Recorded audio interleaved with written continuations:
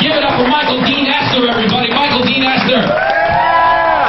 How about a travel tip? Travel tip to start. Listen, if you are ever flying to and from Jamaica, don't ever buy drugs anywhere on that island because the police officers at the airport have way better prices.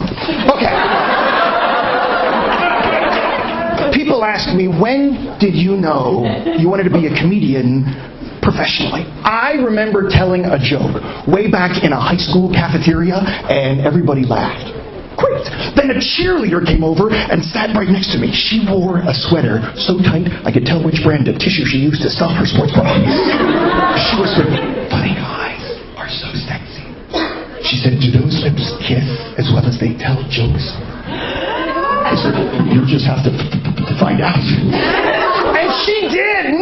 Half the school saw this big kiss. They stood up and cheered until the principal dropped his coffee, ran over, and pulled us apart.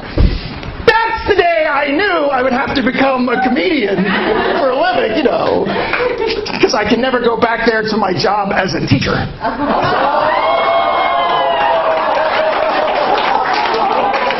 Think back to high school. The day you sat there with your number 2 pencil and your oval answer sheet. How many of you remember taking the SAT or the ACT and you took it just like I did? Be honest.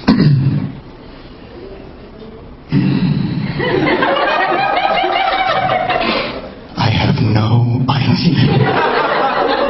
But look, I haven't had a C in a long time. My dorky show-off big brother, he completed pre-med, medical school, residency, internship. Now he's a trauma surgeon in the ER. Graveyard shift. He doesn't work nights. They just call it graveyard. He's not very good. I am a medical volunteer in the Caribbean. Every summer I fly down with some fraternity brother friends of mine. We offer local young women free breast exams. The program is called Doctors Without Licenses. We couldn't afford a mammogram, so we're just using my camera phone. My wife says, "What is it with you and boobs? You are obsessed with boobies. You're worse than a little kid. You are breast obsessed." I said, "No, I'm not." My wife said, "Yes, you are." She said, "Other than these D cups, what is the hottest, the sexiest thing I've got?" "Don't lie!" I said,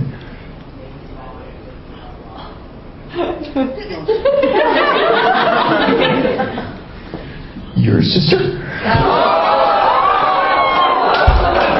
Here is a real story, a sad but funny romantic story. The first time I proposed to my wife. That's not the funny part. She said no. You know why? According to her, my proposal was not romantic enough.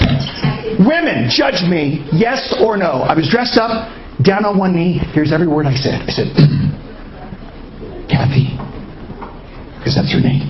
I said, "Some men were put on this earth to find answers, some men to find cures, other men to find a way to win. I believe I was put on this earth to find you.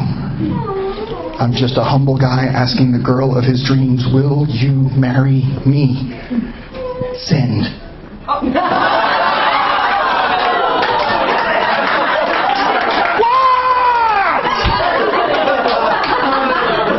I love that bit because all the women in the room are like, "Oh, loser." The only thing my wife requires me to be good at in the bedroom is grammar. I married a high school English teacher. Remember yours? Yeah, the other night we're going at it. I'm trying to sound sexy. She interrupts. She said, "Honey, stop.